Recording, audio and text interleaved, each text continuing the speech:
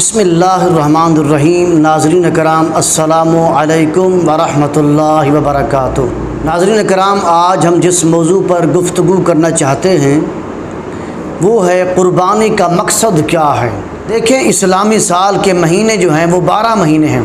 اسلامی سال کا جو مہینہ اختتام پذیر ہوتا ہے وہ ہے ذی الحج شریف کا مہینہ، اور اسلامی سال کی ابتدا جو ہے وہ ہے محرم الحرام کا مہینہ۔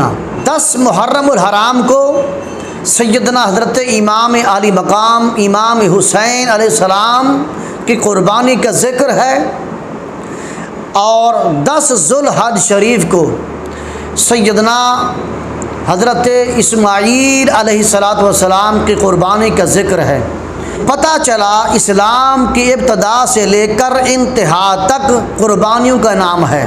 اور اس کی دوسری حکمت یہ ہے، اللہ تعالیٰ نے جو ہمیں نعمتیں عطا فرمائی ہے، ہم ان تمام نعمتوں کو اپنی مرضی سے خرچ کرتے ہیں، اپنی خواہش کے مطابق خرچ کرتے ہیں۔ جانوروں کو ہم اپنی مرضی اپنی خواہش کے مطابق ذبح کرتے ہیں، ان کا گوشت کھاتے ہیں، جانوروں کا دودھ پیتے ہیں۔ تمام جو نعمتیں اللہ تعالیٰ نے ہمیں عطا فرمائی ہیں، ان تمام نعمتوں کو ہم اپنی مرضی اپنی خواہش کے مطابق خرچ کرتے ہیں۔ تو اللہ تعالیٰ نے چاہا کہ لوگوں، تم ان تمام جانوروں کو اپنی مرضی سے اپنی خواہش کے مطابق ذبح بھی کرتے ہو، کھاتے بھی ہو۔ تو اللہ تعالیٰ یہ فرمانا چاہتا ہے کہ لوگوں، سال میں صرف ایک مرتبہ تم میری مرضی کے مطابق، میری چاہت کے مطابق ان جانوروں کو میری راہ میں خرچ کیا کرو، میری راہ میں ذبح کیا کرو۔ پتہ چل گیا کہ بندے کو اللہ تعالیٰ یہ فرمانا چاہتا ہے، بندے تو سال بھر میری عطا کردہ تمام نعمتوں سے فائدہ اٹھاتا ہے، اپنی مرضی کے مطابق خرچ کرتا ہے، اپنی چاہت کے مطابق جانوروں کو ذبح بھی کرتا ہے۔ ارے بندے، تم اپنی تمام نعمتوں کو، اپنے ان جانوروں کو جن کو تم نے پالا ہے، جن پر تم نے خرچ کیا ہے، ان تمام جانوروں کو میری چاہت میری خواہش کے مطابق میری مرضی کے مطابق ذبح کر۔ تو پتہ چل گیا کہ اپنی چاہت کو اپنی مرضی کو اللہ تعالیٰ کی چاہت پر قربان کرنا، اپنی مرضی کو اللہ کی مرضی پر قربان کرنے کا نام قربانی ہے۔ پھر اپنے ہاتھ کے ساتھ جانور کو ذبح کرنا، یہ خاک اور خون کے ساتھ مناسبت پیدا ہو جاتی ہے، اس سے جہاد کرنے کی قوت پیدا ہوتی ہے، طاقت پیدا ہوتی ہے، دل مضبوط ہو جاتا ہے اس سے۔ کیونکہ جو شخص ایک جانور کو بھی ذبح نہ کر سکے، اس کے ہاتھ کانپنے لگ جائیں، اس کا دل گھبرانے لگ جائے، وہ کیسے کفار کے خلاف جہاد کرے گا؟ اس سے کفار کے خلاف جہاد کرنے کی توقع کیسے کی جا سکتی ہے؟ اور قربانی کے ذریعے اللہ تعالیٰ ہمارے دلوں کے اندر یہ عادت ڈالنا چاہتا ہے کہ بندے، تم جانور کا ذبح کرتے ہو، اپنی عادت ڈال لو، اور اپنے دل کے اندر یہ چاہت پیدا کر لو، یہ خواہش پیدا کر لو کہ اللہ تعالیٰ تم سے جانور مانگے ہیں، تم جانور ذبح کر رہے ہو۔ اگر اللہ تعالیٰ ہماری جان بھی مانگتا تو ہم اپنی جان بھی پیش کر دیں گے۔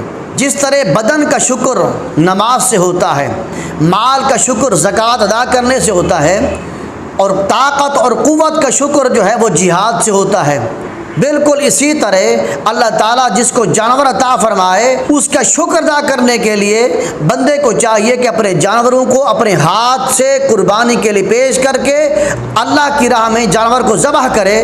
یہ شکر ہے جانور پالنے کا، کیونکہ کفار اپنی قربانیاں بتوں کے لیے پیش کرتے تھے، اور بعض کفار ان جانوروں کی پوجا کرتے تھے، ان کو خدا سمجھتے تھے۔ تو جب کوئی مسلمان جانور اللہ کے نام پر ذبح کرتا ہے تو کفار کے عقیدے کو توڑ دیتا ہے، اس بات کی طرف اشارہ ہوتا ہے، کافرو، تم جن جانوروں کی پوجا کرتے ہو، تم جن کو اپنا خدا سمجھتے ہو، ہم انہی جانوروں کو اپنے اللہ کی مرضی، اللہ کی چاہت، اللہ کے فرمان کے مطابق اللہ کے نام پر قربان کر رہے ہیں۔